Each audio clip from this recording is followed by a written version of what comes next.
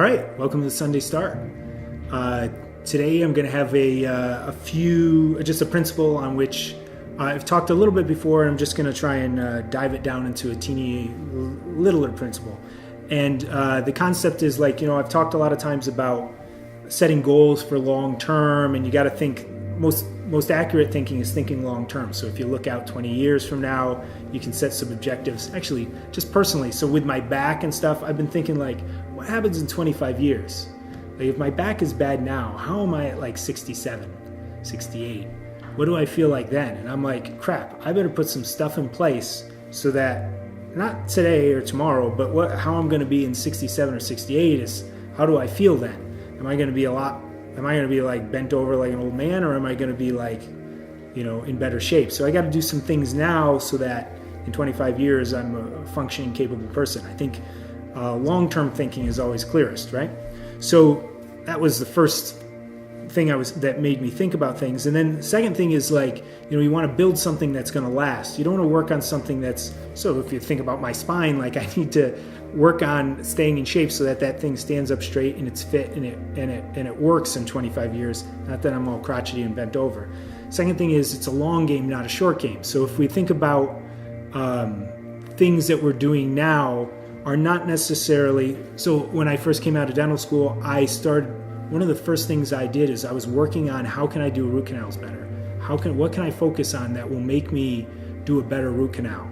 And I'd go on this was dial-up internet connections, beep, beep, beep. You guys probably, no one on this team other than 5 of us know what a dial-up internet connection.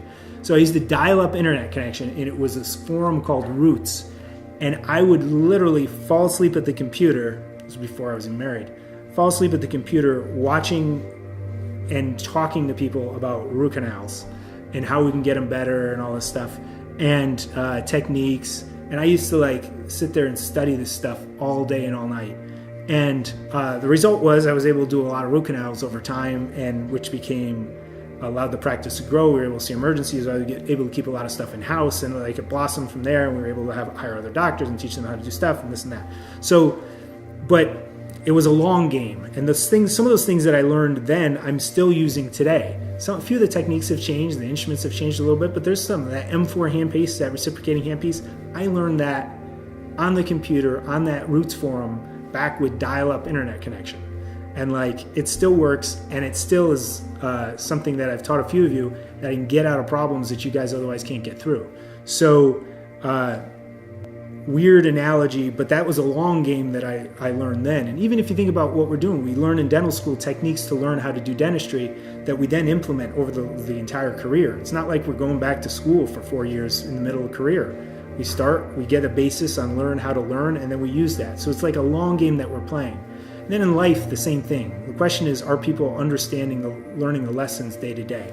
So that's the first thing. So we have we're building something to last.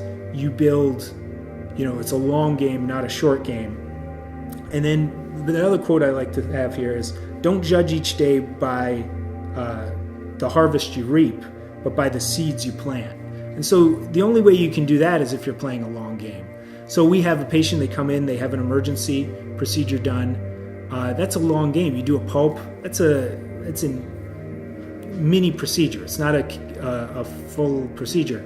You get that done, but the patient comes back, schedules, get the endo post-core crown. That's you suddenly start reaping something by planting the seed the first time. Patient comes in, they have a problem. You plant the seed of what they need. And then when they come back and they've built some rapport and trust over the next year, then they get you reap the harvest of what you've planted earlier. But also in people, you can't, day one you hire someone, they're a clean slate, you invest in them, you put time, energy, money in them, train them, work with them, develop them. I just had a conversation with Danielle today that if I looked at Danielle 2 years ago, she came to me and she was telling me some things, and I was like, Danielle is a different person than she was 2 years ago. 2 years ago, Danielle was totally non-confident, unable to make decisions on her own. Today she came to me and she's like, this, that, telling me things that she would never have been decisive about 2 years ago. And so That doesn't mean she was never ever capable of making those decisions, but it means like you plant the seed, you water the seed, you fertilize the seed, and over time you develop that person into something bigger than they were before.